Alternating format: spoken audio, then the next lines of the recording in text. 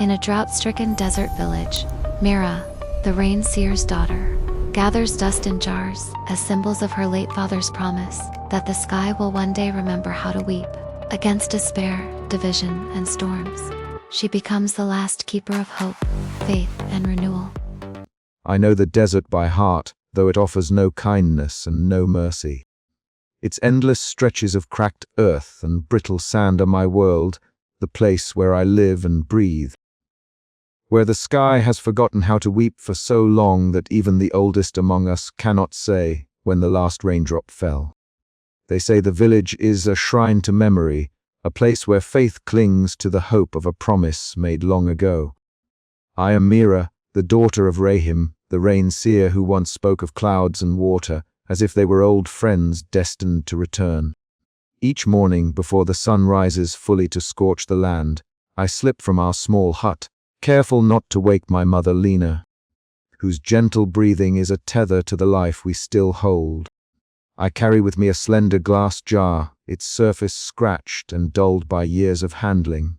This jar is empty of water but full of meaning. I kneel at the edge of our village, where the sand is soft and fine, and I gently gather the dust of our homeland, the grains slipping like memories through my fingers into the jar's mouth. It is a quiet act, nearly invisible to the world, but to me, it is a prayer. My father taught me this ritual. He told me once, with eyes like wells of quiet conviction, that the jars would one day brim with rain, that the desert would bloom again, and that we must hold faith as tightly as we hold life. The dust carries the promise, Mira, he said softly, placing his weathered hand over mine. One day the sky will remember. The village watches with varying eyes. Some see me as a child clinging to foolish dreams. Others, those like Lina, understand the fragile hope I nurture. The drought has worn down many spirits, and the sun's merciless glare beats down on bones and souls alike. The well runs dry and the whispers of despair grow louder each day. Yet I carry my jars, each one a silent rebellion against the crushing silence of the sky. Today, as I collect dust beneath a pale blue sky, I notice the cracked earth beneath my knees, fissures like scars across the land. The wind stirs a faint tremor in the air, and for a moment, I imagine the soft patter of rain, the scent of wet soil, the coolness that once was. But the vision slips away like a dream upon waking, leaving only the dust and the jar in my hands. Returning home, I place the jar beside the others, a growing collection that transforms our humble hut into a gallery of hope. Each jar is a testament, a seed planted in glass. Lina watches me with a look that is both tender and wary. You hold on to a promise, she says quietly, and sometimes promises are the only things that keep us alive. Her words settle in my chest like a warm ember. I know the road ahead is long and uncertain. The village's faith is fragile, and the drought's grip tightens. But as night falls and the stars scatter cold light over the desert, I whisper my own prayer to the empty sky. For the jars, for my father's promise, for a future where the earth drinks deeply once more. And in that stillness a flicker of hope endures. The sun had not yet risen when I slipped quietly from our hut, the coolness of the early morning a rare blessing in the relentless heat that would come. The village was still wrapped in slumber. Only the occasional crow's cry pierced the silence. I carried my jar carefully, knowing its weight was not just of glass and dust, but of dreams and memories. At the edge of the village, the vast desert stretched out, a sea of sand and cracked earth shimmering faintly under the first light. I knelt, the rough ground pressing against my palms, and began to gather the fine dust with reverence. The grains slipped through my fingers, falling like tiny whispers into the jar. Each jar was a promise, a silent prayer that the rain would remember us again. I thought of my father, Rahim, his voice gentle as a breeze, his eyes full of hope, even when the skies were mercilessly clear.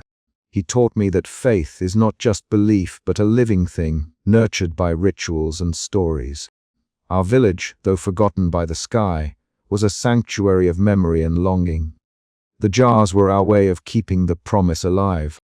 The air was still except for the soft rustle of sand, and for a moment, I imagined the cool touch of rain, the scent of wet earth rising like a balm. But the desert had forgotten how to weep, and I was left with dust and glass, with hope wrapped in fragility. As I rose, the sun peeked over the horizon, casting a golden glow that made the dust sparkle like tiny stars. I clutched the jar to my chest, a fragile seed of belief carried in my hands. Returning to Lina's watchful eyes, I felt the weight of my promise, but also the strength that came from carrying it. This was just the beginning. The jars would fill, the rain would come. I believed it with all the quiet fierceness of a child who knows that hope is both a burden and a gift. In the heart of the desert, beneath a sky that had forgotten how to cry, I held on to the promise of rain. The desert sun hung low in the sky, casting long shadows over the cracked earth of our village. I sat beneath the gnarled branches of the old acacia tree, its twisted limbs reaching out like weary hands begging the sky for mercy.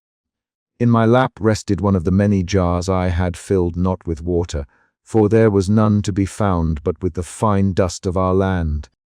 Each grain a silent prayer, a fragment of the memory my father had entrusted to me. I closed my eyes and let the distant echoes of his voice wash over me. Rahim, my father, had been a man of gentle wisdom, his skin weathered by years spent under the merciless sun, his eyes always alight with a quiet conviction. He spoke often of rain not just as a falling blessing from the heavens, but as a symbol of renewal, of life reborn from the arid soil beneath our feet. I remembered how he would gather me close in the evenings, his voice soft and steady, weaving stories that danced like light on water. "The rain," he said once, his fingers tracing the rim of a jar like it held the very essence of hope, "is not gone forever. It sleeps beneath the clouds, waiting for the right moment to awaken.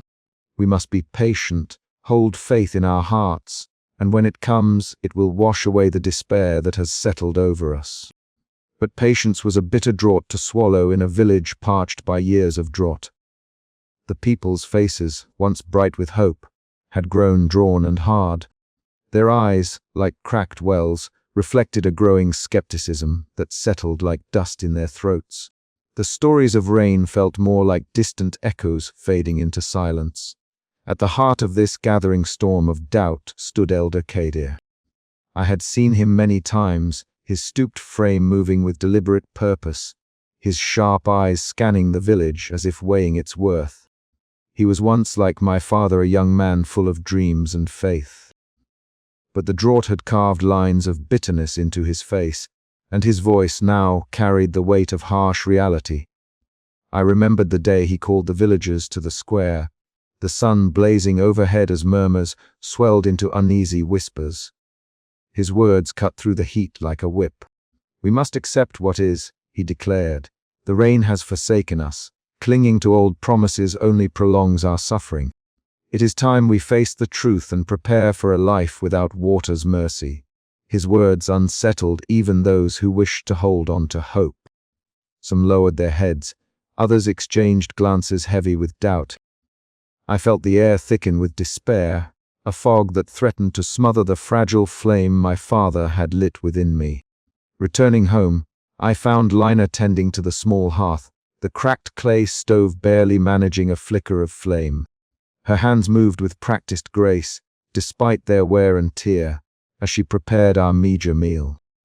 The silence between us was filled with unspoken fears and the weight of shared loss. Lina was both my anchor and my compass, pragmatic yet nurturing, her gentle eyes reflecting the same quiet hope that refused to fade. "Mira," she said softly, breaking the stillness, "your father believed in something greater, something beyond what we see. Hold on to that, but be strong. This drought tests us all." I nodded, feeling the fragile threads of our family's bond tighten around my heart like a protective cloak. That night, as twilight painted the sky in bruised purples and fading gold, I lit a small candle beside my collection of dust jars. The flickering flame cast dancing shadows upon the walls, each one a silent sentinel guarding the memories of rain and promise. I traced my fingers over the jars, imagining the day they would brim with water, that life-giving gift my father had sworn would return. Yet, even as I clung to hope, the shadows whispered doubts. Would the rain come again? Could faith alone sustain a village on the brink of despair? These questions hovered like ghosts in the cool night air, unanswered but persistent. In the quiet moments, I found strength in the memory of my father's voice and the stories that shaped my world. His promise was a fragile seed planted deep within me, nourished by every grain of dust I collected. No matter the growing storm of doubt, I would carry this legacy forward. For in the heart of the desert, where the sky had long forgotten to weep, hope was a stubborn thing, unyielding, flickering, and alive. And so I gathered the dust, the echoes of the past whispering in the wind, as I prepared to face the days to come. But even as the night deepened, I knew the dawn held trials yet unseen. The village was changing, and with it, the delicate balance between faith and reality was tipping. The question lingered, heavy in the air: how long could hope endure when the world around it crumbles? The answer, like the rain, remained just beyond reach. Yet I would not let go, not yet, and in the silence the desert waited with me. The morning sun had barely begun its slow crawl across the barren sky when I slipped out of our crumbling mud hut, clutching an empty jar in my hands. The air was thick and dry, every breath tasting of dust and forgotten rains. The village lay quiet, save for the soft rustle of wind stirring the cracked earth beneath my feet. This was my ritual, the careful gathering of the desert's dust, a silent prayer locked inside fragile glass. Each grain a testament to a promise my father had made long ago. I knelt beside a small crevice where the earth held its loose, fine sand like a treasure. My fingers moved with practiced care, scooping the dust into the jar, the grit whispering between my skin. The sun's heat beat down with relentless fury, distorting the horizon until the distant mountains wavered like a mirage. The ground beneath me was scorched and unyielding, a stark reminder of the drought's cruel reign. Yet, in this small act, I found a stubborn flicker of hope. Each jar was more than just dust. It was a vessel containing the memory of rain, a promise of renewal whispered by my father before he vanished into the endless desert. As the jar filled, I felt the weight of it settle in my hands, heavier than its contents should have been. The dust was dry and light, yet the burden of waiting the long years of silence from the sky pressed down like a stone on my heart. Still, I refused to surrender to despair. I sealed the jar carefully, wiping the sweat from my brow as I stood to face the village. The square was already stirring. A few villagers moved slowly between their homes, faces etched with exhaustion and resignation. Some passed me with suspicious glances, their eyes reflecting the deep weariness of souls worn thin by drought. I clung tightly to my jars, my silent rebellion against the creeping hopelessness. Elder Kadir was there, standing beneath the shade of a twisted acacia tree, his posture stooped but his eyes sharp and calculating. His face was a map of years hardened by drought and loss, every line speaking of battles fought in the name of survival. His gaze landed on me, cold and unyielding. "Mira," he called out, his voice cutting through the morning stillness like a dry wind. "Why do you persist with these foolish jars? Dust will not fill with rain just because you wish it so." I swallowed the lump rising in my throat but met his gaze steadily. "They are not just dust," I said softly. "They are hope." A murmur rose among the gathered villagers. Some nodded quietly, sharing my belief in the unseen promise. Others looked away, their faces shadowed by doubt. Elder Kadir's frown deepened. "Hope is a luxury we cannot afford," he said firmly. "We must face the truth. The rains have abandoned us, and clinging to empty promises will only hasten our ruin." His words hung heavy in the air, a stark contrast to the fragile faith I carried in my heart. I wanted to shout back, to tell him that faith could move mountains, that the jars held more than dust, they held the spirit of our people. But the weight of his pragmatism was daunting. Later, in the dim sanctuary of our hut, Lena found me seated among my collection of jars. Her soft features were touched with lines of worry, and her weathered hands trembled slightly as she reached out to brush a strand of hair from my face. "Mira," she said gently, "I see the fire in your eyes, but the world outside grows colder. We must be strong, not just in hope, but in reality."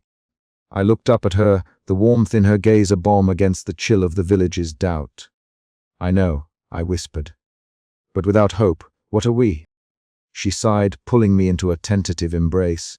"You carry a heavy burden, child. Your father's promise is a precious thing, but you must also carry the weight of our survival." Her words echoed in my mind long after she left, mingling with the dust that danced in the shafts of fading light. The jars surrounded me, silent witnesses to my stubborn faith. Each one held not just the earth's dust, but my defiance against the creeping despair that threatened to swallow us whole. As the day wore on, I moved through the village, the cracked earth crunching beneath my feet. I noticed the wary glances, the whispered doubts, the quiet fractures forming between neighbors. Elder Kada's words had struck deep, awakening fears that faith alone could not quell. Yet I clung to the ritual. Each evening, I added another jar to the collection, each one a silent prayer that the sky might yet remember how to weep.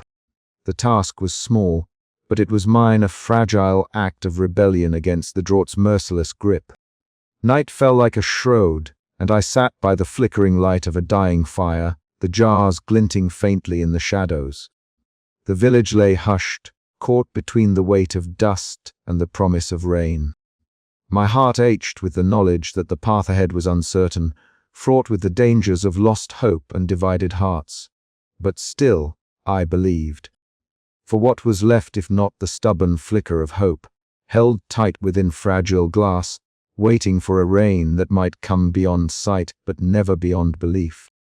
The desert night stretched endlessly, and I whispered into the darkness, "I will keep this promise, Father. I will not let it fade." And somewhere beyond the stars, I imagined the faintest stir of clouds, an unseen breath of life readying to return to the parched earth. The afternoon sun poured its relentless heat over the village, casting long, trembling shadows across the cracked earth. I stood near the edge, where the village met the barren desert, watching as Jamal's lean figure weaved through the dusty streets like a restless wind.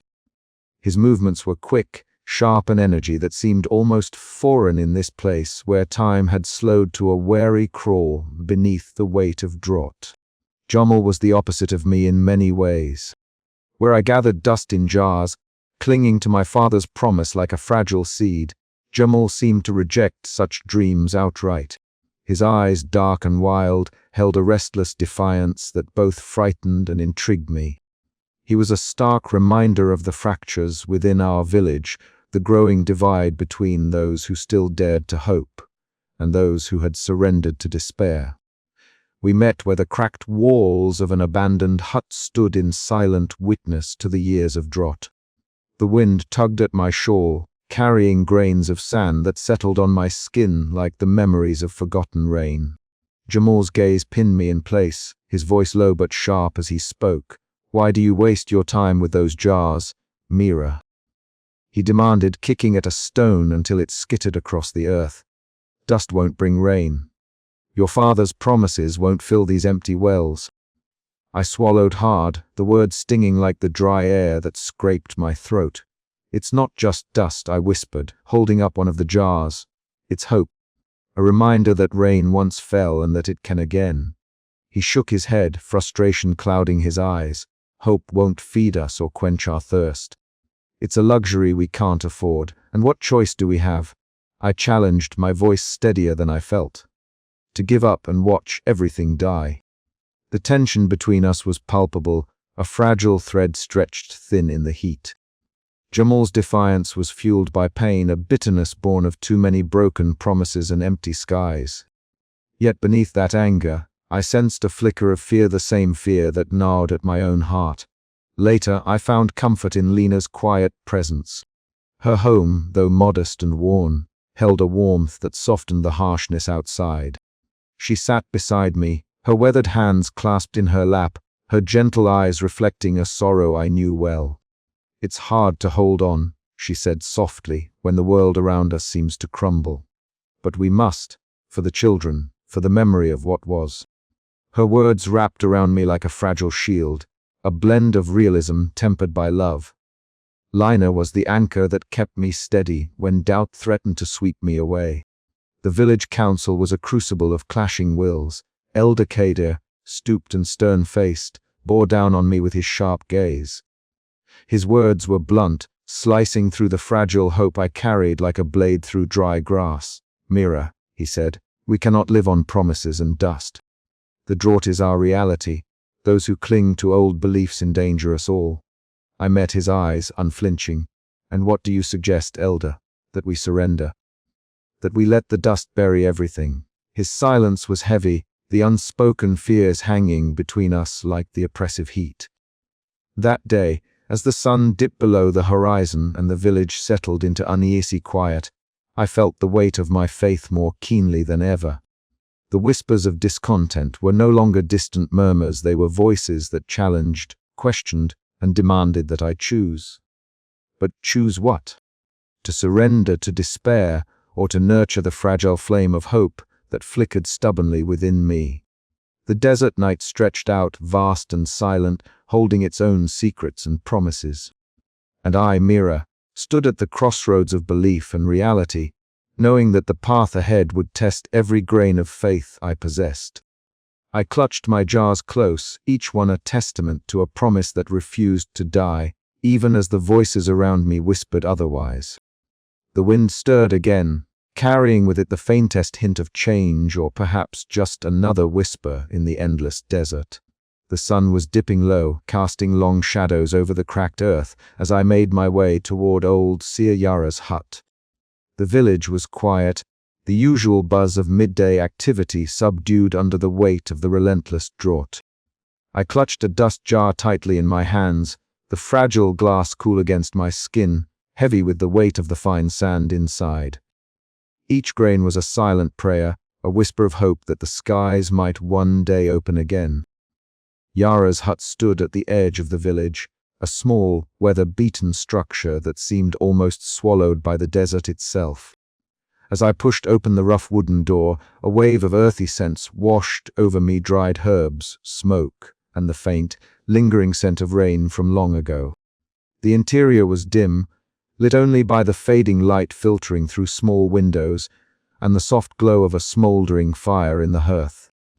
Yara sat cross-legged on a woven mat, her silver hair a halo around her deeply lined face. Her eyes, dark and unreadable, flicked up to meet mine with a mixture of curiosity and recognition. "You come with the jars," she said softly, her voice like the rustle of dry leaves. I nodded, placing the jar carefully on the low wooden table between us. "These are not just dust," I said, my voice barely above a whisper. "They are promises." She smiled faintly, a crease deepening near her mouth. "Promises, yes. But also stories." For hours, Yara spoke of rain spirits and ancient cycles, of the desert's whispered secrets that had been passed down through generations. She told me of a time when the sky was a living canvas, painted with the dance of clouds and the song of thunder. The jars I carried were not merely vessels of dust. They were vessels of memory, of faith that transcended the barren present. Her words wove a tapestry of myth and reality, blurring the lines until I could no longer tell where one ended and the other began. The dust in my jars was no longer just earth, it was the very essence of the stories that kept our village alive. But as I turned one jar in my hands, I noticed a thin crack running along its side. My breath caught. Yara's eyes followed mine, her expression grave yet tender. "Fragile," she murmured, "just like hope. But even the smallest crack lets light in." The thought settled deep within me. Hope was not a grand, unbreakable force, it was delicate, easily shattered, yet persistent. It flickered in the smallest things, a cracked jar, a whispered legend, a child's unwavering faith. When I stepped back into the village, the sun was a molten orb sinking beneath the dunes. The jars glinted faintly in the twilight, each one a testament to endurance. I felt the weight of their legacy, my father's promise echoing in every grain of dust. The journey ahead would be difficult, The cracks in the jars were warnings, reminders that faith must be nurtured, guarded against despair. But as I looked out over the barren horizon, I knew I would carry this legacy with me, no matter how fragile it seemed. For in the heart of the desert, where rain had long been forgotten, I found a seed of hope waiting to bloom. The night deepened, and with it, a quiet determination settled in my chest. I was no longer just a girl collecting dust. I was the keeper of stories, the bearer of promise, and the guardian of a hope that refused to be extinguished. And as the stars blinked awake in the vast sky above, I whispered a prayer not for rain, but for the strength to endure until it came. The jars would hold the dust, the stories, and the memories, and I would hold the faith, fragile yet unyielding, until the skies remembered how to weep once more. The desert sun cast a harsh, unrelenting light over the cracked earth as I sat outside our small home, the heat pressing down like an invisible weight. In my hands, I held one of the dust jars, a delicate vessel filled not with the water that our village so desperately needed, but with the dust of our homeland. I traced the rim gently, as if my fingers might coax a miracle from the brittle clay and the fine grains within.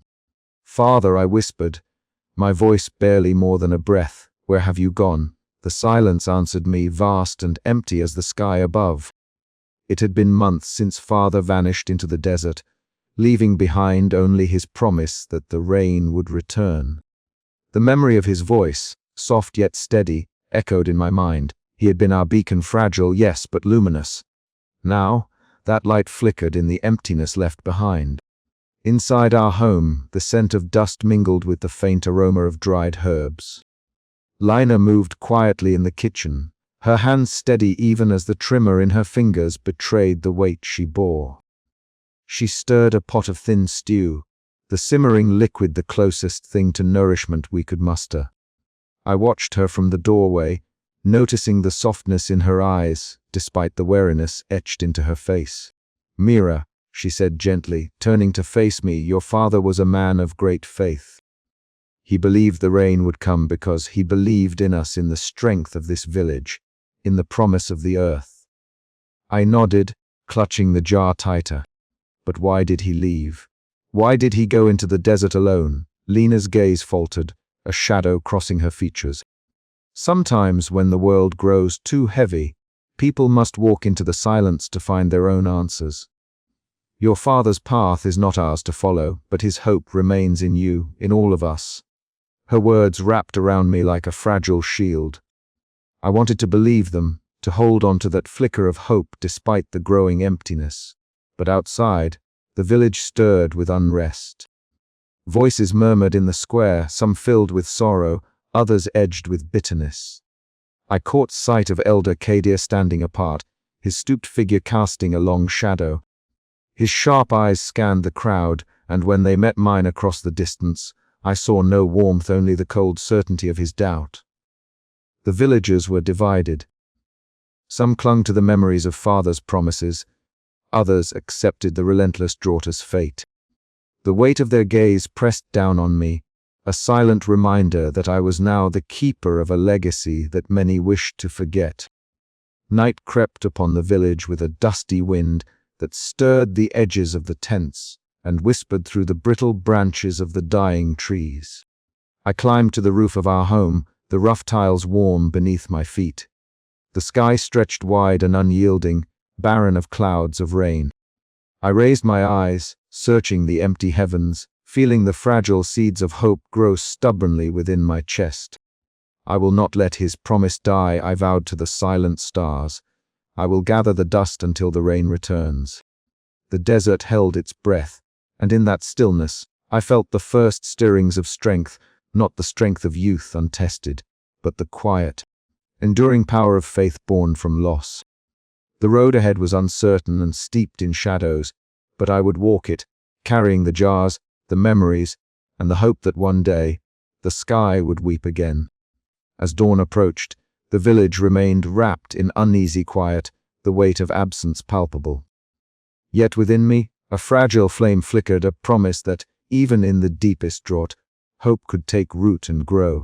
The council house smelled of dust and dry wood, the air thick with the weight of unspoken fears. As I stepped inside, clutching one of my precious jars filled with the homeland's dust, the low murmur of voices swelled into a restless tide. Faces etched with hardship and worry turned towards me, some hopeful, others hardened by years of disappointment and drought. At the far end, Elder Kadir sat with a stooped posture that seemed carved by the relentless sun and the burden of years. His sharp eyes, cold and calculating, flicked towards me as I took my place before the gathered villagers. The room was dim, lit only by a few sputtering oil lamps whose flickering flames cast long shadows on the cracked walls. The air held a brittle tension, as if the very fabric of our community was stretched thin by the drought and the battles waging within our hearts.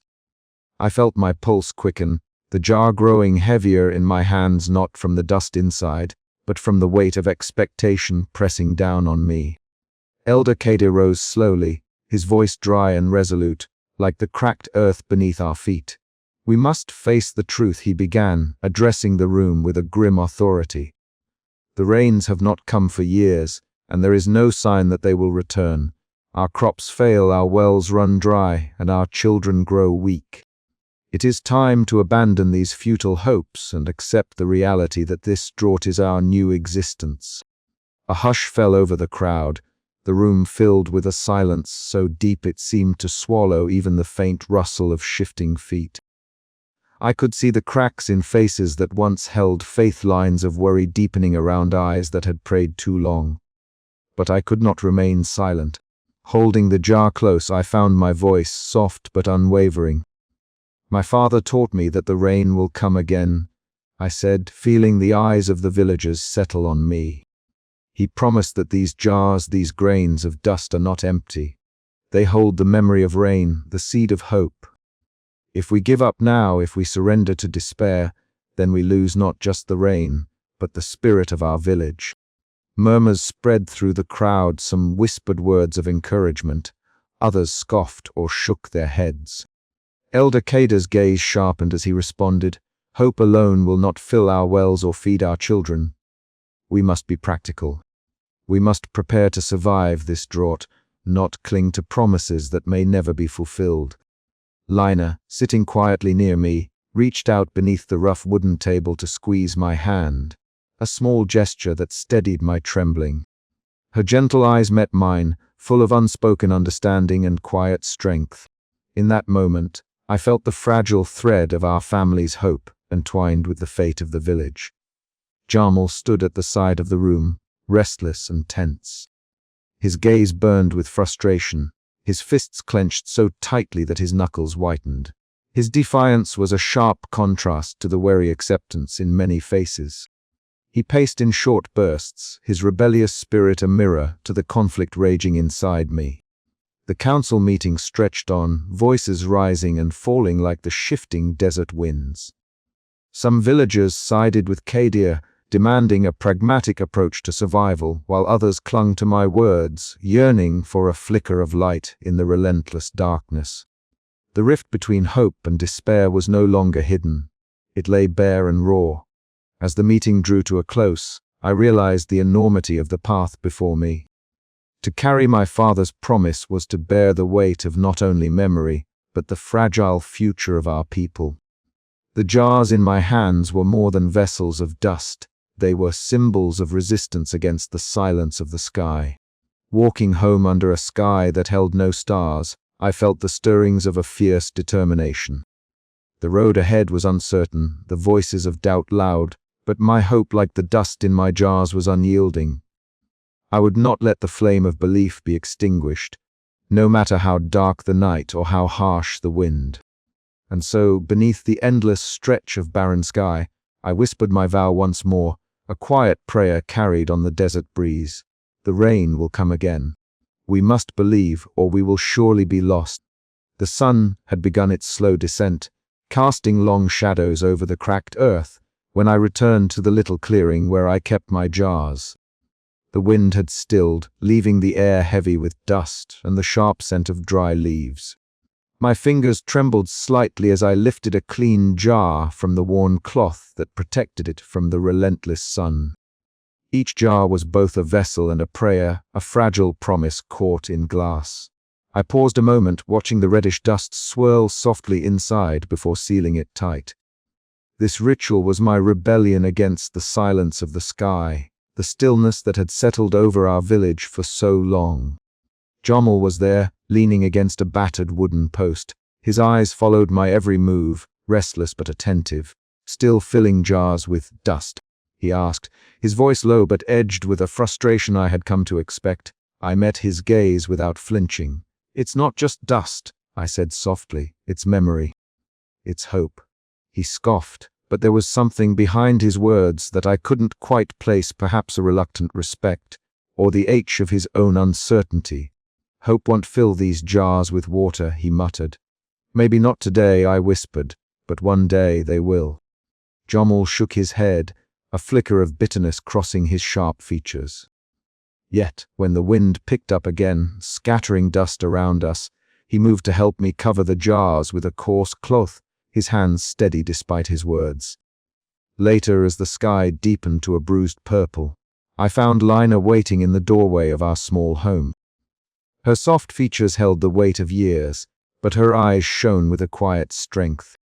She motioned me inside, where the scent of dried herbs and warm bread offered a fragile comfort. "You're wearing yourself thin," she said gently, her hands folding mine in hers. "These jars, this hope, it's precious, but you must remember to live beyond them too." I nodded, feeling the familiar ache of responsibility settle heavier on my shoulders. Lina had been my anchor since father disappeared into the desert. Her balance of hope and realism was the thread that held our fragile family together. That night, I lay awake listening to the distant murmurs of the village, some prayers, some curses, all entwined in the harsh silence of drought. My collection of jars sat lined across the windowsill, catching the faint moonlight like a constellation of tiny stars. Each one held a flicker of belief, a defiant pulse against the creeping despair. I wondered how long that flicker could last. How long before even I might falter, swallowed by the dust and silence. But as the wind whispered through the cracked walls of our home, I pressed my hand to a jar, feeling the cold glass beneath my palm. "Not yet," I told the night. "Not yet." Outside, Jammel's footsteps faded into the darkness, carrying with them the restless spirit of our village, fragile, uncertain, but not yet broken. And so I continued, gathering dust, sealing hope, and holding fast to the promise that one day the jars would brim with rain. The horizon was no longer a distant line, but a swirling mass of ochre and dust, a heavy curtain creeping steadily towards our village. From the moment I noticed the sky darkening, a shiver of unease settled deep in my chest. The wind was changing. It carried the sharp tang of grit and the low, relentless whisper of a gathering storm. It was not rain, not yet, but something far more threatening. A sandstorm was coming. The village stirred with a mix of urgency and dread.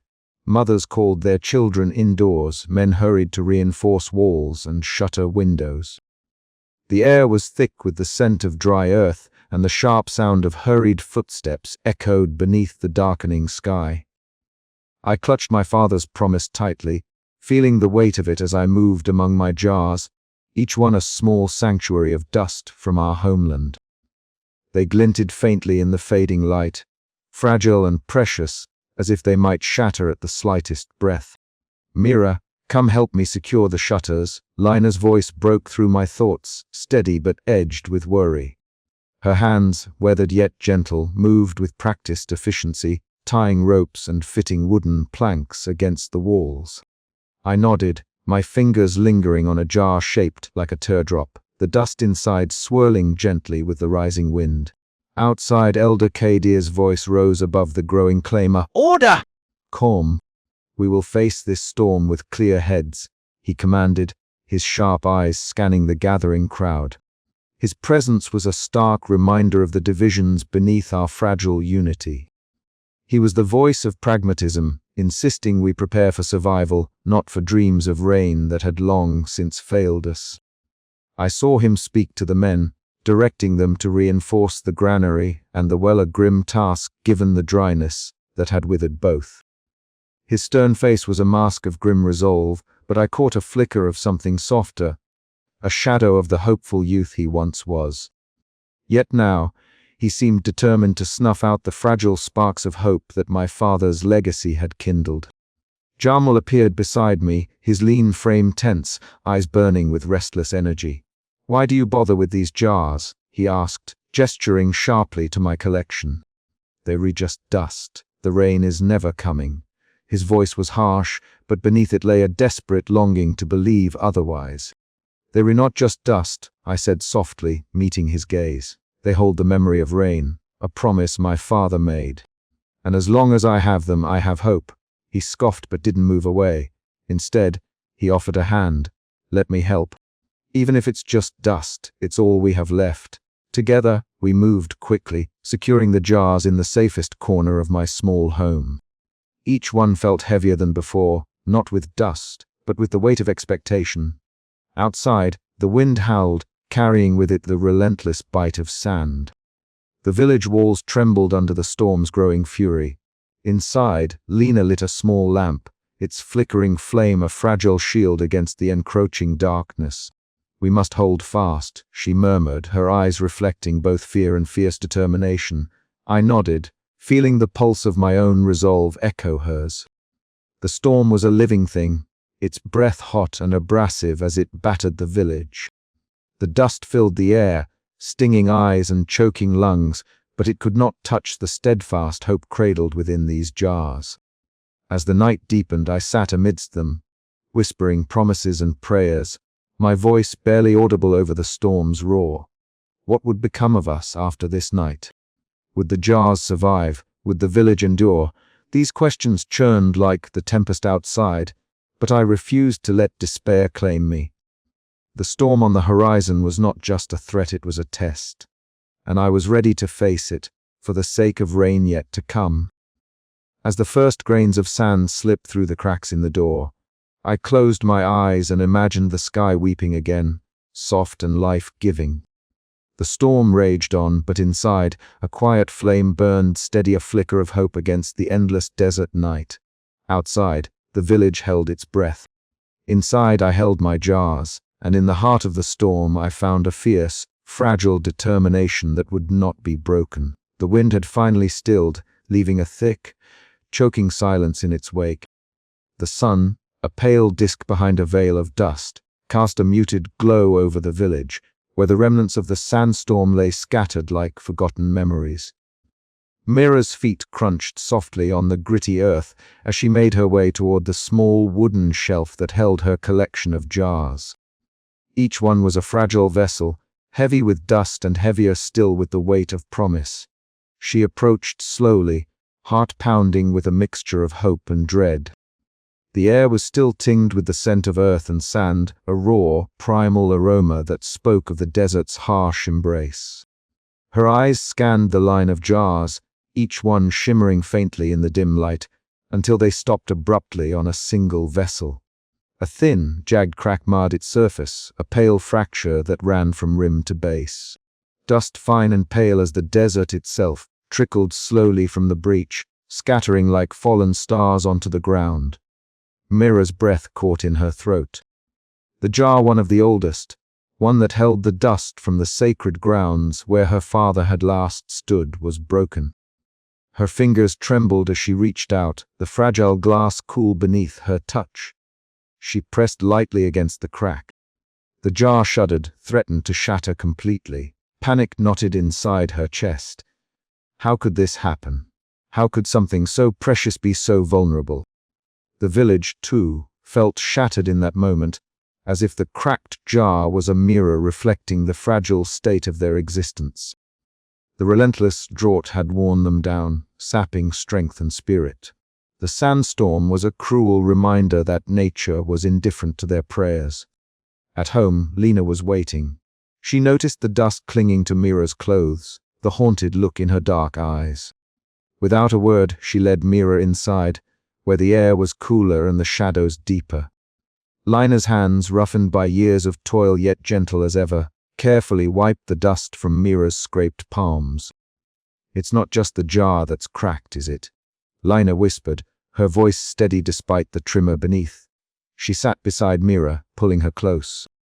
"But hope is not so easily broken." Mira leaned into the warmth, the tenderness a balm against the storm raging inside her. She wanted to believe Lina, to cling to the fragile thread that tethered them to the promise of rain. But doubt gnawed like a silent predator. The next day, the village gathered for a council meeting beneath the great acacia tree, its skeletal branches reaching skyward like desperate hands. Elder Kadir stood at the center, his stooped form casting a long shadow. His eyes, sharp and unyielding, fixed on Mira as she stepped forward, clutching the cracked jar carefully. "This jar is broken," Kadir said, voice low but carrying the weight of finality. "Like the dreams of rain that once filled our hearts. We cannot build our lives on shattered promises."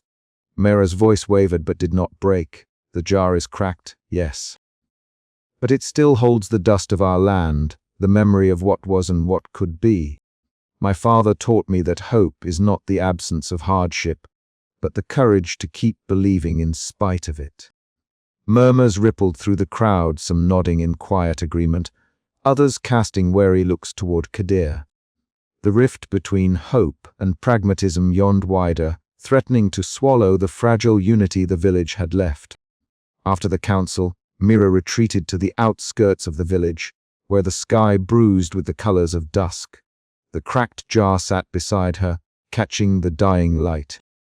Dust shimmered faintly within, a delicate glow that defied the damage.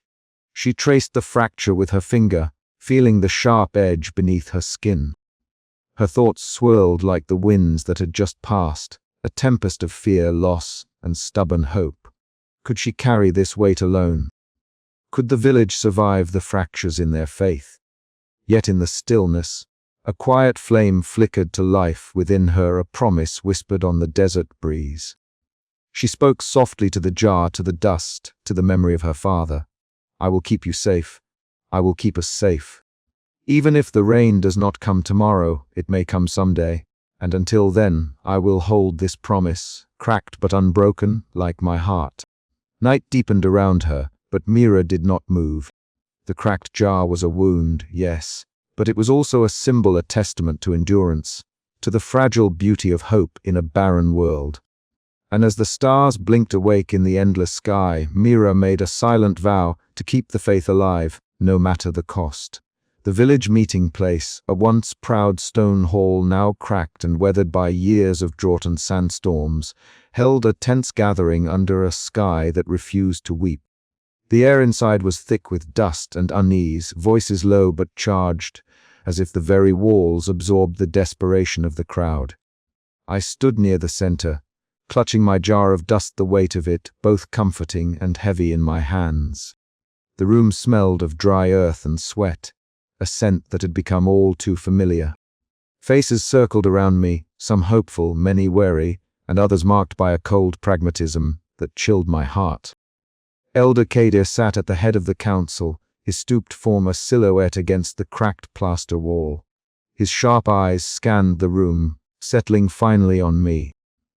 When he spoke, his voice was low but carried the authority of years hardened by drought and disappointment. "Mira," he began, his tone edged with a firmness that brooked no argument, "the time has come to face reality. This endless waiting, this clinging to promises of rain, it threatens the survival of our village. We cannot build our future on shadows and dust." I felt a tremor in my chest but steadied my breath. "Elder Kadir," I said softly, "the jars I carry are not just dust. They are the memory of our land, the faith we hold. My father believed in the return of rain, and so do I. If we surrender now, what remains for us?" A murmur rippled through the room. Some villagers nodded, eyes glimmering with a flicker of the hope I clung to.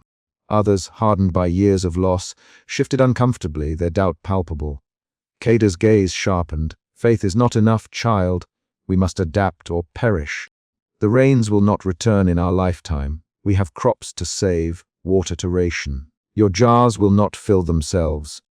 I swallowed the lump of fear rising in my throat, feeling the weight of his words like a scorching wind.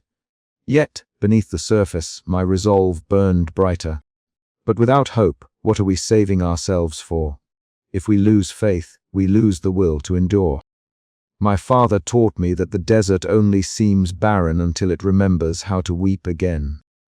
The room fell silent, the tension thickening like the dust storms that swept through our village. Then, from the back, Jamal's voice cut sharply through the stillness. "Faith won't fill our bellies or mend our cracked homes," he said, his tone bitter and restless. He stepped forward, eyes blazing with frustration.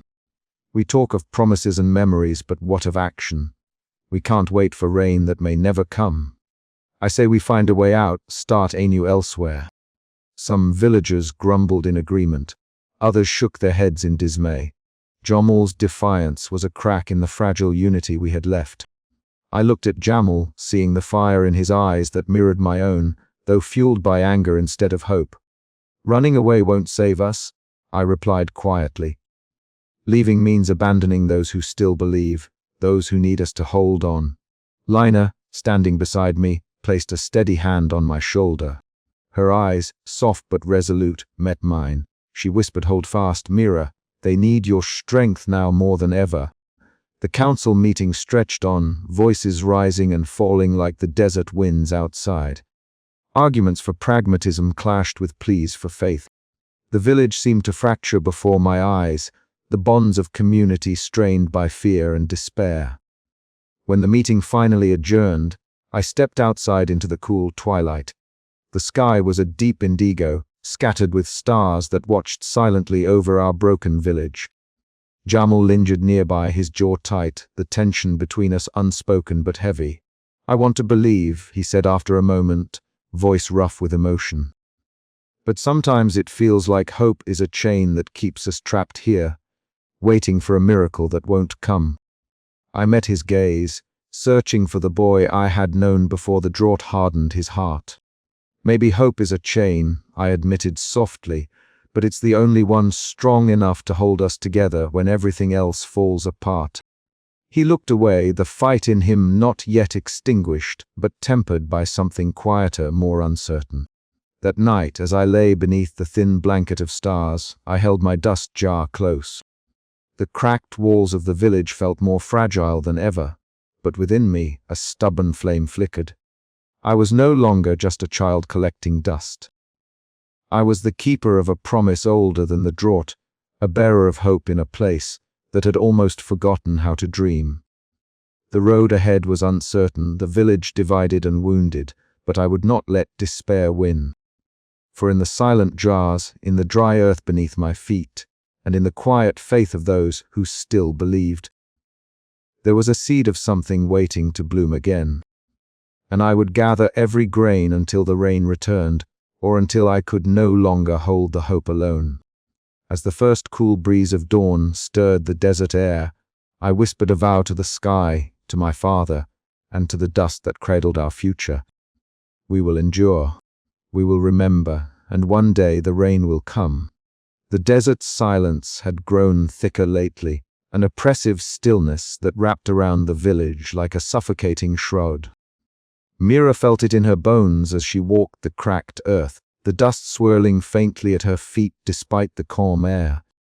Each day the sky remained an unyielding expanse of pale, unbroken blue, a vast, merciless void that seemed to mock the prayers whispered beneath it. It was this silence that drove her feet towards the one place she believed might still hold answers, or at least the remnants of a faith older than any drought. The dwelling of old Seer Yara.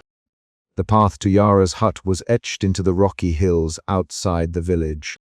A narrow trail lined with brittle thorn bushes and scattered shards of pottery worn smooth by time. Mira's sandals crunched softly on the gravel as she approached, the sun sinking low behind distant dunes, casting a golden haze that blurred the horizon. The air was thick with dust, the faint scent of sage and dried earth rising from the cracked ground. Yara's hut was a humble structure, patched with sun-baked mud and weathered wood. Its crooked silhouette leaned slightly, as if bowing to the weight of years she had endured. Mira paused at the threshold, her heart beating with a mixture of reverence and uncertainty. The old woman's reputation was as much a part of village lore as the vanished rains themselves, a keeper of secrets, a weaver of stories, a bridge between what was and what might be. Inside, the dim room was lit by a single flickering candle whose flame danced in the gentle draught. The walls were lined with shelves bearing ancient scrolls, brittle manuscripts, and countless jars filled with powders, herbs, and Mira's gaze lingered here, dust collected from the farthest reaches of the desert. The faint scent of dried lavender and myrrh filled the air, mingling with the musty odor of aged parchment. Old Seer Yara sat cross-legged on a woven mat, her stooped frame draped in faded robes the color of desert clay. Her eyes, clouded with age yet sharp and penetrating, regarded Mira with quiet curiosity. When she spoke, her voice was low and gravelly, each word deliberate as if drawn from the depths of memory itself. "You carry the weight of the past in those jars, child," she said, nodding toward Mira's bundle. "But the dust alone does not summon the rain. It is the remembering the ritual that stirs the sky's heart." Mira settled beside her, the rough mat prickling her sun-warmed skin. "But the sky is silent, Yara. The drought grows fiercer with each passing day. How can memory fight such emptiness?" The old seer's gaze drifted toward the small window, where the last light of day faded into shadows. "The sky's silence is a test, a long sleep from which it must awaken. It waits for those who will not forget." Yara reached out and placed a gnarled hand atop one of the jars. "These vessels you fill with dust, they are prayers, offerings to the memory of rain. Each grain a story, a longing, a promise. But to keep the faith alive, you must also carry the stories, the songs, the ceremonies, the sacred acts that bind us to the water that once was and may be again." Mira listened, the old woman's words weaving a tapestry of hope and history. She spoke of ancient rains and gods whose blessings had once turned barren earth into blossoming fields. She told of rituals long forgotten by many but preserved in the folds of Yara's memory, dances beneath the full moon, chants that called the clouds, the planting of sacred seeds in cracked earth. As the candle flickered, Mira felt a strange warmth rise within her chest, a fragile flame, kindled by the connection between past and present, belief and survival. The old seer's stories were not mere fables. They were the lifeblood of a people who refused to surrender to the desert's cruelty. When Mira finally rose to leave, the night had draped the village in a blanket of cool darkness. The stars above were hidden behind a veil of dust, and the sky was an unbroken void. She clutched her smallest dust jar tightly, its weight a tangible reminder of her promise and her burden. Outside, the desert breathed in silence. The wind whispered softly, lifting grains of sand that sparkled faintly in the moonlight. Mira stood still for a moment, feeling the vast emptiness around her and the steady beat of her own heart. "The sky may be silent," she whispered to the night, "but I will not be." The desert's silence was vast and deep, but within Mira, a quiet resolve was growing. She understood now that hope was not simply waiting for rain to fall, but nurturing the memory and ritual that would one day awaken the sky's forgotten song. The jars of dust were more than vessels, they were the threads that wove her family's faith into the fabric of the village's soul. As she walked back through the sleeping village, Mira glimpsed faint outlines of homes, their cracked walls bathed in silver light, and heard the distant, soft breathing of those who still clung to fragile dreams. The weight of the drought pressed heavy, but in the hush of night, she sensed the stirrings of something unseen, a flicker of life beneath the desert's quiet. Her footsteps echoed softly on the hard earth, a rhythm steady and sure. Mira was no longer just a child gathering dust. She was a keeper of memory, a bearer of hope, a small flame against the vast darkness, and as long as she breathed, the promise of rain would not be forgotten. The night had been suffocatingly still, the kind of silence that presses down like a heavy stone on the chest. I lay awake, listening to the faint scraping sounds, Beyond the thin walls of our hut, sounds that prickled at my skin like the whisper of a desert wind. It was Jamal. I knew it before I opened my eyes. He was moving, restless and desperate, moving with a purpose that frightened me. By the faint glow of the oil lamp outside, I slipped from my bed and crept toward the door. The village was sleeping, wrapped in the brittle quiet that drought had carved into every corner. I stepped outside, the cold desert air biting at my skin, and found Jamal crouched beside the granary, hastily stuffing a small bundle with meager belongings. His hands shook, betraying the calm he tried to hold. "Jamal," I whispered, my voice barely carrying in the stillness. He jumped, startled, turning sharply to face me. His dark eyes bore into mine, fierce and haunted. "Mira," he said, voice low and urgent, "I can't stay here anymore. I can't breathe in this place." The silence, the waiting, it's killing me. I stepped closer, my heart pounding. "But what about the promise? The jars, the rain, we have to believe," Father said. He cut me off, running a hand through his tangled hair. "Father's promises are dust, Mira, just like these jars. No rain is coming. We were wasting our lives on shadows."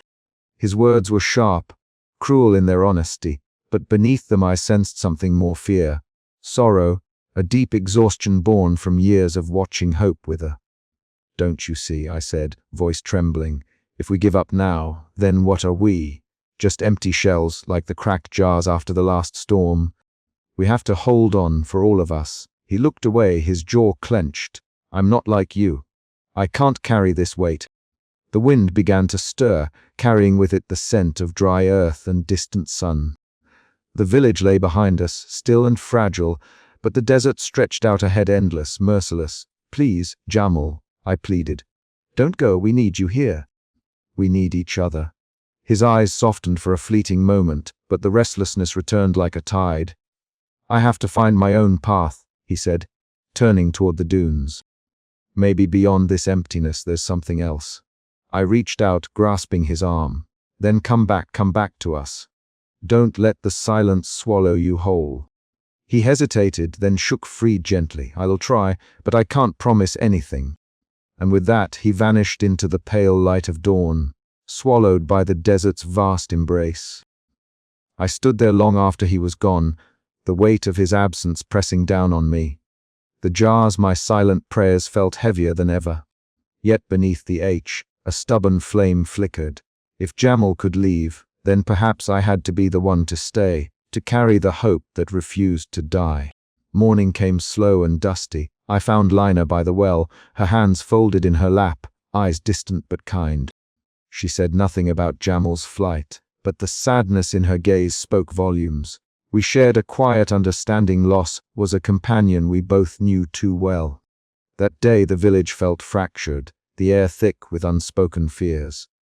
Elder Kader's words echoed in my mind, his cold pragmatism a sharp contrast to the fragile dreams I guarded.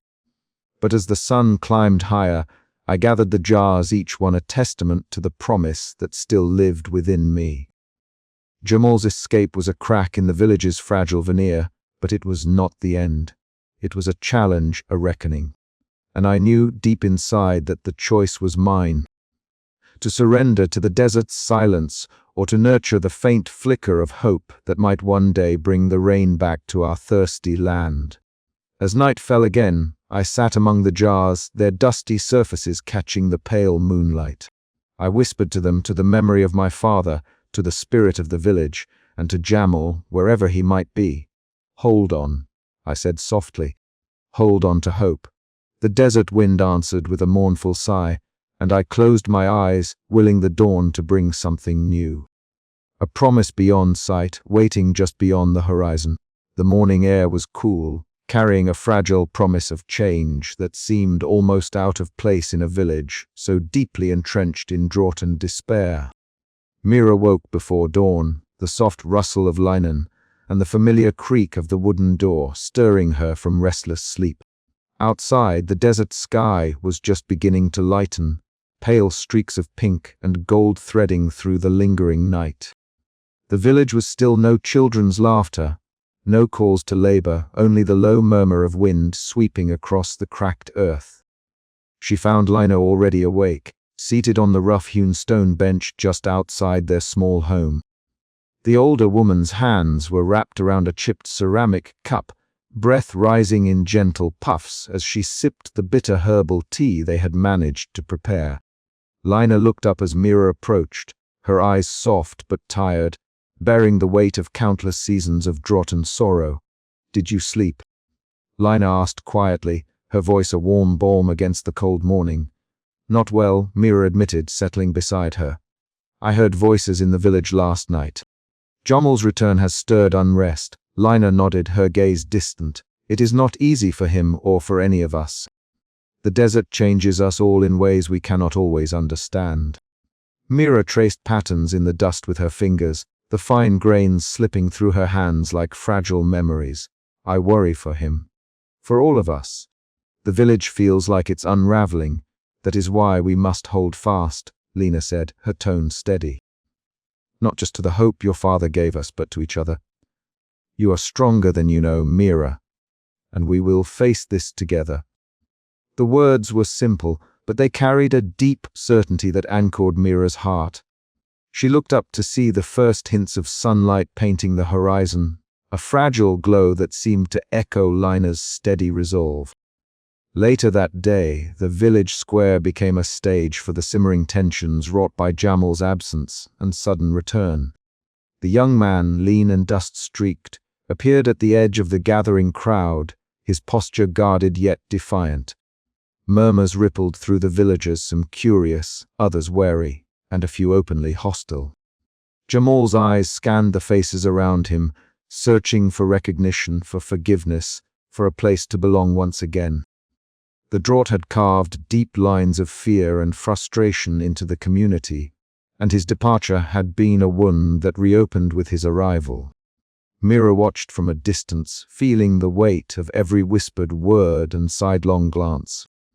She remembered the confrontation when he had fled his anger, his desperation to escape the suffocating hopelessness. Now, his return was a test not just for him, but for the fragile bonds that held the village together. As voices grew louder, Elder Kader stepped forward, his stern face shadowed by the midday sun. "We cannot afford distractions," he said sharply, his gaze locking onto Jamal's. "Our survival depends on unity and acceptance of our reality, not on chasing dreams that wither like the plants under this merciless sun." The crowd shifted uneasily. Some nodded in agreement, others averted their eyes. Mira felt a tightening in her chest, a mixture of fear and resolve. Stepping forward, she raised her voice, soft but clear. "We have known despair, yes," she said, "but we also have known hope. My father's promise is not just a dream, it is a calling. We carry it in these jars, in our stories, and in the strength we find in each other. We cannot let fear silence us." A hush fell, the tension hanging thick in the air. Lina stood beside Mira, a steady presence that lent the girl courage. Jamal's expression softened, a flicker of something like understanding passing between them. The day waned, but the echoes of that gathering lingered. Mira wandered through the village streets, her footsteps light on the cracked earth. She paused before the rows of dust jars, their delicate glass catching the golden light of the setting sun. Each jar was a testament of faith, of memory, of the promise that sustained them. In the solitude, Mira felt the weight of her responsibilities settle upon her shoulders. No longer just a child clutching at hope, she was becoming something more, a keeper of legacy, a bearer of light amidst the gathering shadows. As night fell, the village held its breath. The drought remained unbroken, the sky silent, but beneath the surface, a quiet stirring began. Bonds were tested, wounds exposed, and yet, through it all, the fragile flame of hope flickered stubbornly against the dark. Mira returned home to Lina's waiting embrace, the steady rhythm of her heartbeat a reminder that even the harshest desert could cradle life, and with it, the promise of rain yet to come. And so, as the stars blinked awake in the vast desert sky, Mira's journey continued, rooted in dust, sustained by memory, and driven by a hope that refused to fade. The gathering storm was visible long before it reached us. a churning mass of ochre and grey that blotted out the sun and drew a line between the brittle earth and the darkening sky. I stood at the edge of our village, the coarse sand shifting beneath my feet, the air thickening with the scent of dust and impending rain that never came. My heart hammered not just from the heat or the dry wind that sliced through the cracked ground, but from the weight of what was to come.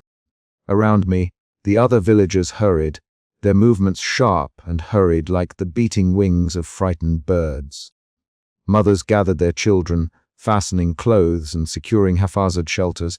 Men strapped bundles of wood and stone against the wind's rising roar. Yet beneath the surface of this frantic preparation lay a deeper tension, a simmering mixture of fear, frustration, and a fragile hope that I clung to with trembling fingers. Inside our humble home, Lina moved quietly but purposefully. Her hands, worn from years of toil and worry, worked at securing the small window shutters with strips of cloth and rope. The light inside flickered as the wind rattled the brittle walls and rattled the jars lined carefully on the shelf. Each jar held not water, but the fine dust of our village, my collection, my prayer, my rebellion against the relentless drought. They were fragile vessels, delicate and silent, yet to me they were the heartbeats of a promise my father had made long ago. Mira, Lina said softly, her voice steady even as her eyes betrayed a flicker of fear. We must be ready. This one feels different. I nodded, swallowing the lump in my throat. I will protect the jars. She reached out, her fingers brushing my cheek in a rare moment of tenderness. And I will protect you. Outside, the wind rose to a howl, carrying with it the bitter taste of sand and the voices of the unsettled village. In the square, I saw Jamal, his lean frame silhouetted against the gathering storm. His eyes, sharp and restless, met mine for a brief moment before he turned and began a heated exchange with Elder Kadir. Their voices rose above the wind, a clash of raw emotion and hardened pragmatism. This storm will destroy everything. Kadir's voice was low but firm, his stern face set like stone. We cannot waste our strength on illusions.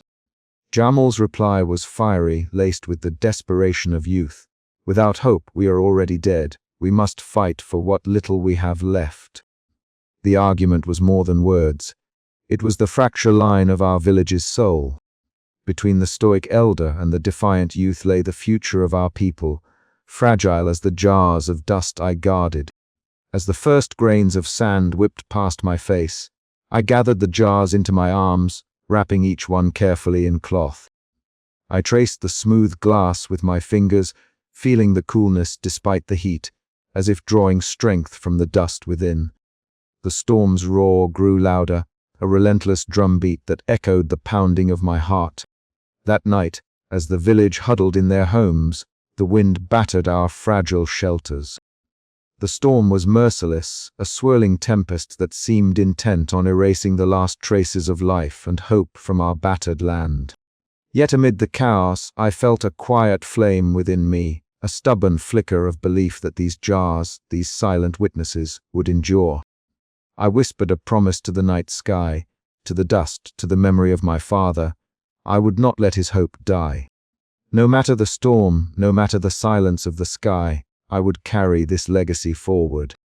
For in the heart of the gathering storm, I found the strength to stand, to protect, and to believe. As dawn approached, the winds began to wane, leaving behind a battered but unbroken village.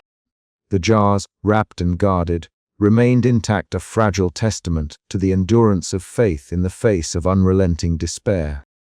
And as I looked out over the scarred earth, I knew that whatever came next, the spirit of our people, anchored by memory and hope, would not be so easily extinguished. But the question lingered, heavy as the dust on the wind: would this fragile unity be enough to weather the trials ahead? Or was our village destined to crumble beneath the weight of a sky that refused to weep? I held the jars close, feeling their weight, and vowed to face whatever came with the quiet courage of a girl who believed in rain though she had never seen it fall. The desert wind howled like a beast unleashed, whipping the sands into a frenzy that swallowed the village whole. Mira clutched a cracked jar to her chest, her fingers numb, her breath ragged as the storm's fury battered the fragile homes and shattered the brittle calm that had settled over the land for so long. The sky, long silent and indifferent, now roared with rage, a tempest that threatened to erase every memory of the gentle rains her father had promised. She stumbled through the choking haze, each step a battle against the suffocating swirl of dust and grit. The jars she had so meticulously collected, each a sacred testament to hope, clinked and rattled in her arms. Her heart pounded as she glimpsed the village square, transformed into a tumult of flapping cloth, splintering wood, and terrified faces pressed against the storm's relentless assault. "Myra! Hold fast." Lena's voice pierced the chaos, steady and strong. Mira turned, eyes searching through the sand-blind veil to see her mother struggling with a broken beam, her weathered hands steady despite the gale. Jamal appeared beside her, reckless and fierce, his eyes wild but determined, grasping a fallen jar and pressing it to his chest. The storm was a living thing, a cruel reminder of nature's indifference. It tore through the village's defenses, scattering the dust jars like fragile stars cast to the earth. Mira's heart shattered as she saw one jar break, the dust spilling out and mingling with the endless sand, hope dissolving into despair. Her knees buckled. She sank to the ground, the weight of loss crushing her spirit. In that moment, the storm seemed endless, the silence of the sky an echo of her father's absence. Tears blurred her vision, but amid the ruin, a quiet stillness settled the eye of the storm, a fragile bubble of calm. Closing her eyes, Mira breathed deeply, summoning the memory of her father's gentle voice, the warmth of his faith amidst the drought's harshness. "The rain will return," he had whispered, "not always in the way we expect. But it will come, carried by the seeds of belief we nurture." In the stillness, she felt something stir deep within, a flicker of light against the overwhelming dark. A resolve, fragile yet fierce, took root. She rose, the cracked jars pressed close, a guardian of memory amidst chaos. "We cannot let this be the end," she called out, voice steady despite the storm's roar. One by one, villagers emerged from the wreckage, drawn by her unwavering spirit. Elder Kader, stooped and grim, approached with wary eyes, his skepticism challenged by the flicker of hope in Mira's gaze. Together, they gathered what remained, the shattered jars and scattered dust becoming symbols not of defeat, but of endurance. The storm would pass, the rain might not come today, but the legacy of belief, the fragile flame of hope, would not be extinguished. Mira stood against the swirling sands, a solitary figure framed by the storm's fury, her heart beating a stubborn rhythm of faith. The desert might be silent, the sky empty, but within her, the promise of rain lived on beyond sight, beyond fear, a promise waiting to be fulfilled. The storm howled anew, but Mira's voice rose above it, a beacon in the tempest. "We endure, we believe, we wait." And in the eye of the storm, hope was reborn. The storm had passed, but it left behind a silence far heavier than the howling winds that had ripped through our village hours before. Dawn arrived cloaked in a dull gray light, as if the sky itself remained too wary to summon the sun's full warmth. I stepped outside my small shelter, the sand still swirling faintly in the air, settling like a shroud over every surface. Homes stood battered, their walls scarred by wind-blown shards of stone and dried wood. The gathering place where we once met was reduced to a skeleton of broken beams and scattered debris. My feet sank into the loose sand as I made my way through the village, each step a reminder of the fragile world we inhabited. My jars were my burden and my balm. I searched among the ruins for the containers I had so carefully collected, each one a silent prayer, a shard of hope encased in glass. Some lay shattered, their dusty contents spilled and mingling with the earth beneath. Others stood cracked, trembling like the delicate faith that held our village together. I knelt beside one such jar, the glass etched with fine fissures that caught the dim light. My fingers traced the fragile fractures, careful not to worsen the damage. "Father," I whispered, the name a soft echo in the vast emptiness. I will keep your promise alive. I will be the rain you dreamed of, the hope you planted in this dust. The wind caught my words and carried them away, scattering them like seeds across the barren land. Around me, the village began to stir. Figures emerged from broken doorways and crumbled shelters, faces smudged with dirt and lines etched deeper by exhaustion and sorrow.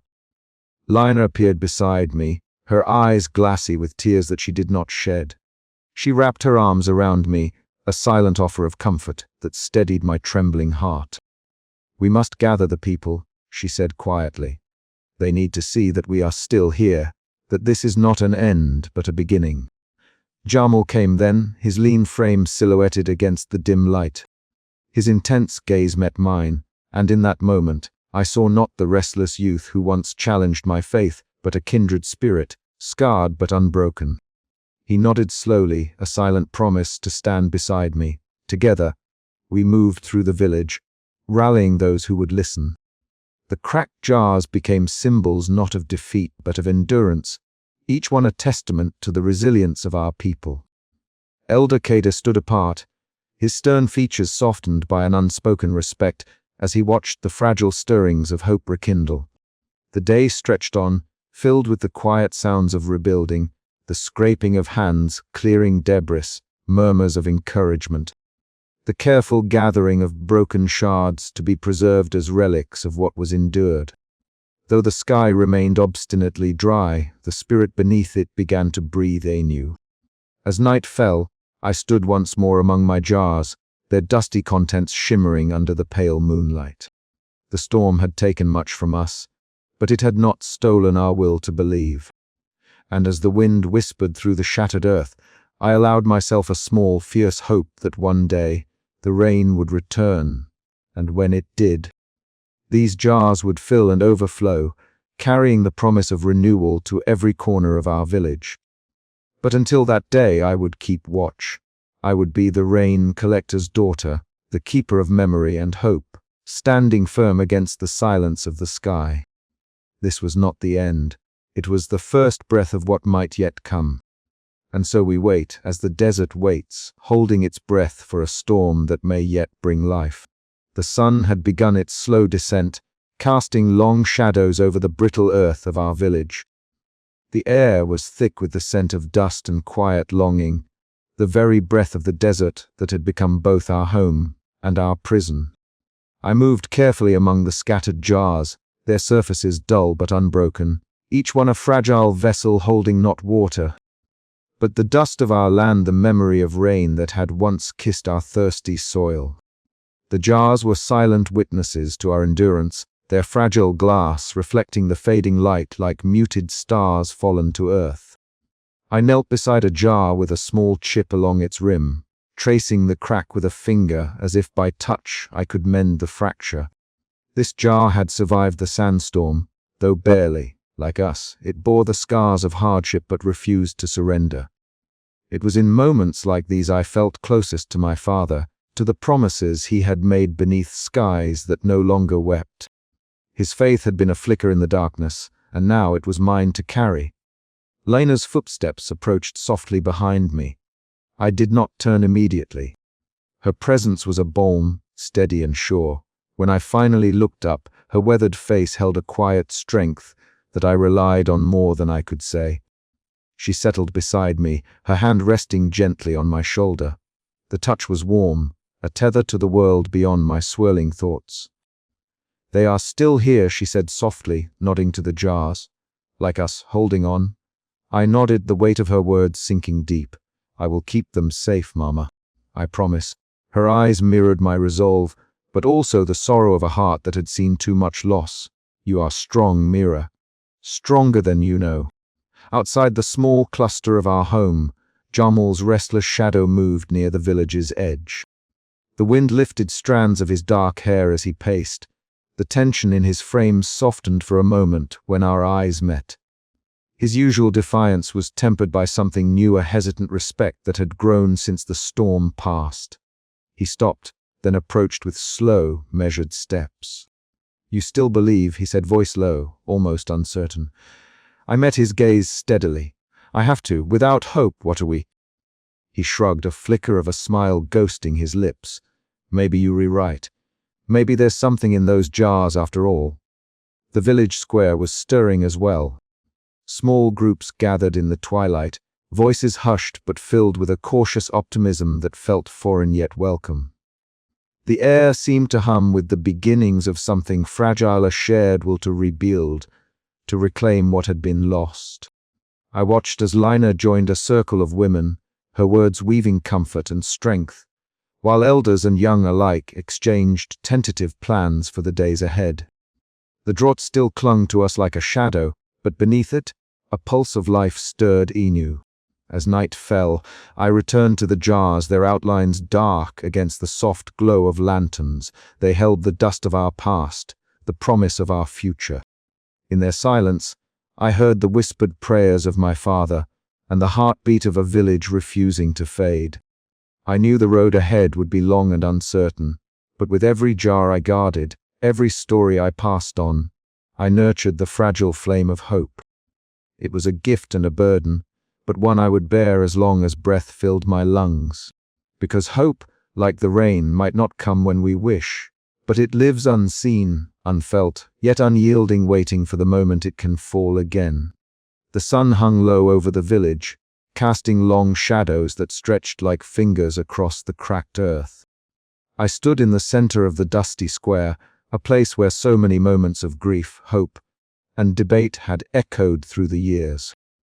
Today I was to speak not as a child clutching jars of dust, but as a bearer of fragile hope, a bridge between the old promises and the harsh realities that had come to define our lives. The villagers gathered slowly, drawn by the word I had spread in whispers and cautious tidings. Some came with hardened faces, etched by years of drought and disappointment. Others bore the faint glimmer of lingering faith, eyes searching for something to hold onto in this endless desert of silence. At the edge of the crowd stood Elder Kadir, his stooped figure framed by the rising dust, his sharp eyes narrowing as they settled on me. "Thank you all for coming," I began, my voice steady despite the pounding of my heart.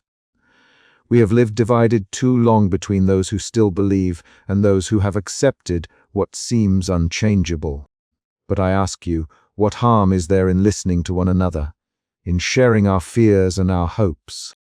A hush fell, broken only by the soft whisper of the wind through the brittle branches of the few remaining trees. Elder Kader stepped forward, his gait slow but determined.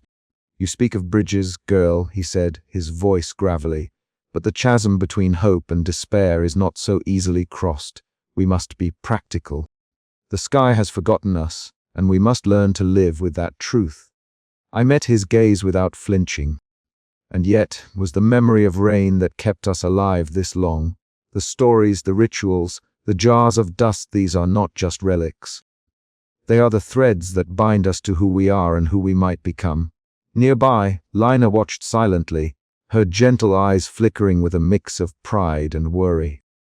She approached Jamal, who stood apart, arms crossed and jaw tight. The fire of his youth had not dimmed, but the weight of the village's suffering had carved lines of fatigue into his face. "Here," Lina said softly, pressing a small cup of water into his hands. "We all need something to hold on to." Jamal's gaze met hers, and for a moment, the restless defiance softened into acceptance. It was a small gesture, but in that parched land, even the smallest ripple could become a wave. Old Seer Yara shuffled forward next, her voice weaving through the crowd like a gentle breeze. "I have heard the legends of rain since I was a child," she began. "They live not just in our stories but in our hearts. We must remember that even the Dris desert can bloom again, if we believe and work for it together." Elder Kader's expression faltered, revealing a flicker of a past long buried. "I once dreamed beneath skies that wept," he confessed, his voice cracking with long-held sorrow. "But those days are gone, or so I feared. Perhaps there is strength in remembering, even if only to give us the courage to endure."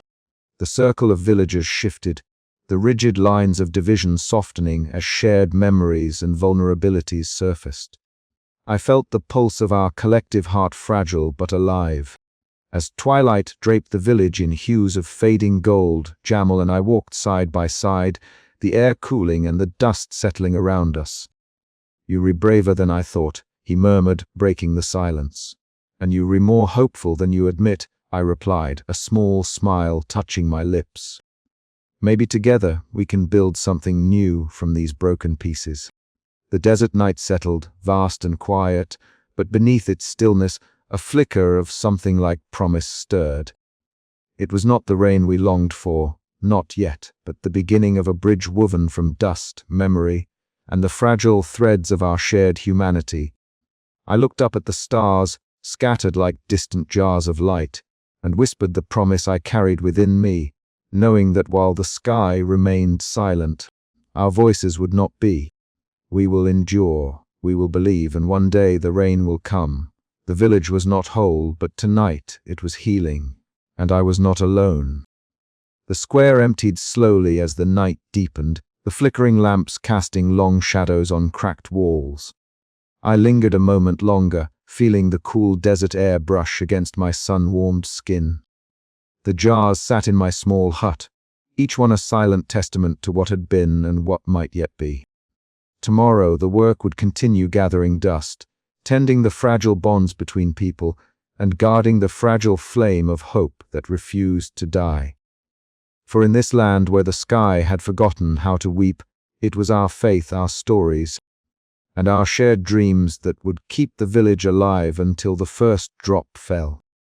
And perhaps, beyond sight but not beyond belief, the promise of rain would be fulfilled. The night whispered its secrets as I closed my eyes, ready to face whatever dawn would bring. The sun had begun its slow descent behind the jagged horizon, casting long shadows over the cracked earth of our village. The air, heavy with the dry scent of dust and time, breathed a quiet stillness that seemed both fragile and eternal.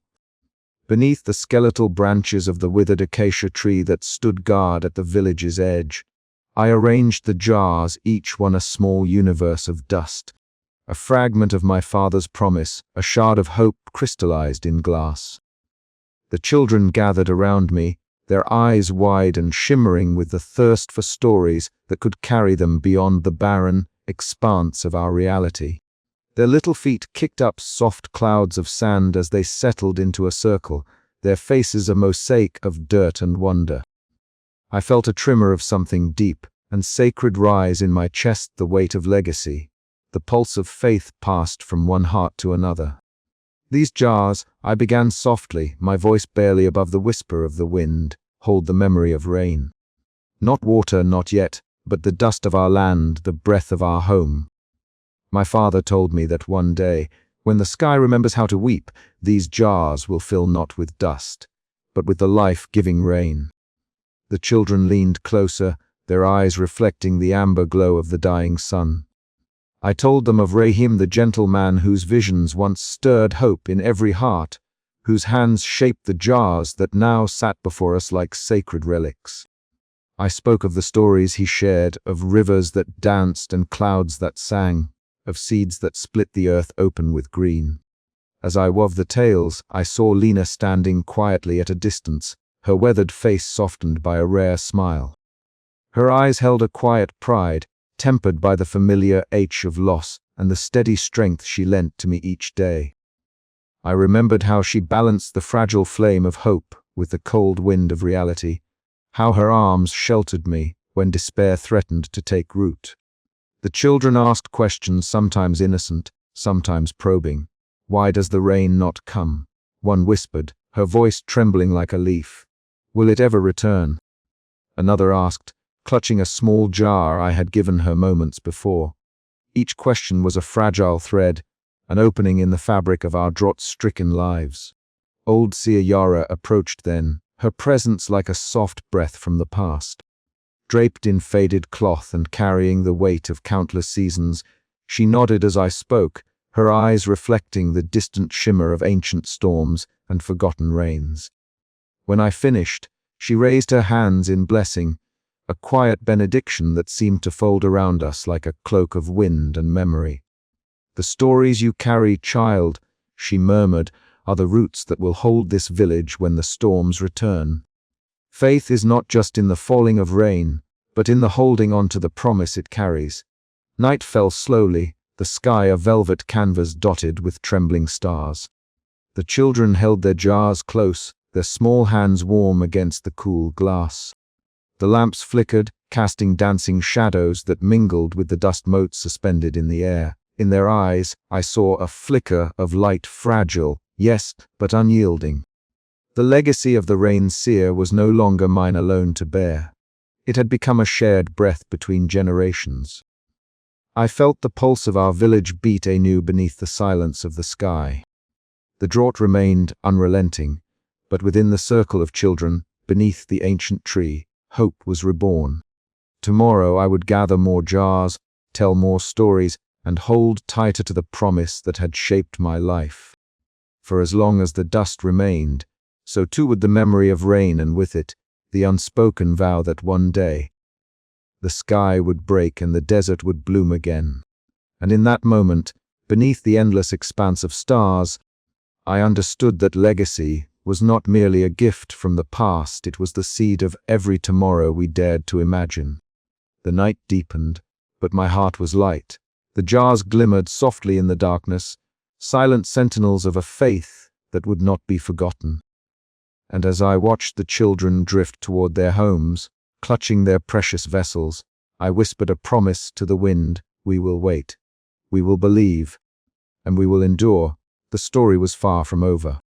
In the silence, in the dust, and in the fragile glass of our jars, the legacy of the rain seer lived on an unbroken thread woven through the fabric of our lives, binding us to the hope that one day the sky would remember how to weep once more. With every word spoken, every jar passed from hand to hand, the village stirred slowly, tentatively toward a dawn shaped not by the certainty of rain, but by the unyielding spirit of those who choose to remember and to hope. And in that choosing, we became more than survivors of drought. We became keepers of a promise that no storm could erase. The legacy was ours to hold, fragile as the desert bloom, enduring as the stars above. And as I gathered the empty jars at day's end, I felt the quiet strength of my father's vision settle within me, a steady flame against the encroaching dark. The rain would come, not yet perhaps, but someday. And until then, we would wait with patience, with faith, and with stories that carried the promise of renewal in their every breath. The night embraced the village in its cool silence, but in my heart a new chapter had begun. The legacy of the rain seer was alive, and with it, the hope of all who called this desert home. I stood beneath the stars, the jars at my feet shimmering faintly, and whispered into the vastness: we remember, we believe, the rain will return. And in that whispered vow, I found my strength for myself, for my village, and for the generations yet to come. The night held its breath, as if listening, as if waiting. The sun slipped behind the jagged horizon, painting the sky in bruised purples and soft oranges that bled gently into the coming dusk. I sat by the cracked well, the edge of the ancient stone cool beneath my palms, fingers tracing the familiar rim of one of my dust jars. The glass was smooth and unyielding. The faint weight of the dry earth it held a stark reminder of what we lacked and what we still believed might come. Around me the village settled into a quiet rhythm, the day's harshness folding into a softer, more contemplative evening. Faces once etched with wariness now held a tentative calm, as if the very act of gathering here beneath the dimming sky was a balm against the relentless drought. The wind whispered low through the empty branches of twisted acacia trees, carrying with it the faint scent of dry leaves and distant earth warmed by the fading sun. Lina sat nearby, her weathered hands carefully stoking a small fire that sputtered and danced between the stones. The flames cast flickering shadows that played over her gentle features, softening the lines carved by years of hardship and quiet grief. Children nestled close, eyes wide as I began to speak, my voice steady but soft, weaving stories of rain and renewal, of my father's promises and the hope that had not yet with it in our hearts. He told me, I said, holding up one of the jars, that one day these would fill with the rain we've waited for. That the sky would open again, and life would return to our village. A hush fell over the crowd, broken only by the crackle of fire and the distant call of a night bird. Lena smiled faintly, her eyes reflecting the flames and something deeper, a hope she rarely voiced but clearly held. I saw in her gaze the strength it took to carry both love and realism, to hold on to belief while preparing for the worst. Jamal approached then, his lean form moving with a restless energy that had marked him since childhood. His gaze was intense, flickering between skepticism and something softer, a reluctant acceptance. He stopped beside me, silent for a moment before speaking in a low voice. "You still believe, don't you? Even after everything?" I nodded, feeling the weight of his question settle like dust between us. "I have to. If I don't, then what are we left with?" He looked away, eyes scanning the darkening village as if searching for answers in the shadows. "Maybe it's time to find new ways to survive. Not just wait for something that might never come. But waiting is what keeps us alive," I whispered, "the hope that this drought isn't forever. That one day, the sky will remember how to cry for us again." From the edge of the gathering, Elder Kadir watched, his stooped figure outlined against the twilight. His eyes, sharp and calculating, held a hardness that had often felt like a wall between us. Yet tonight, as he observed the jars, the children, the flicker of belief that still burned despite the years of silence, there was a subtle shift, a grudging respect for the girl who refused to let the village's spirit die. The night deepened, and the fire's glow grew brighter against the encroaching dark. Stories continued, voices mingling with sighs of wind and the rustle of dry leaves. I felt, for the first time in many moons, that the village was not merely surviving but beginning to breathe again, fragile, yes, but alive. The jars on the dusty ledge caught the firelight, each one a silent testament to the endurance of hope. I looked out over the village, the people I loved, the land cracked and dry beneath the stars. The drought still held us in its merciless grasp, but the bonds of family and faith were weaving a new tapestry, one threaded with resilience and quiet courage. As the last embers glowed low, I whispered to the night, promising to carry this hope forward, to be the keeper of memory and promise. For in the darkness, even a flicker is enough to light the way.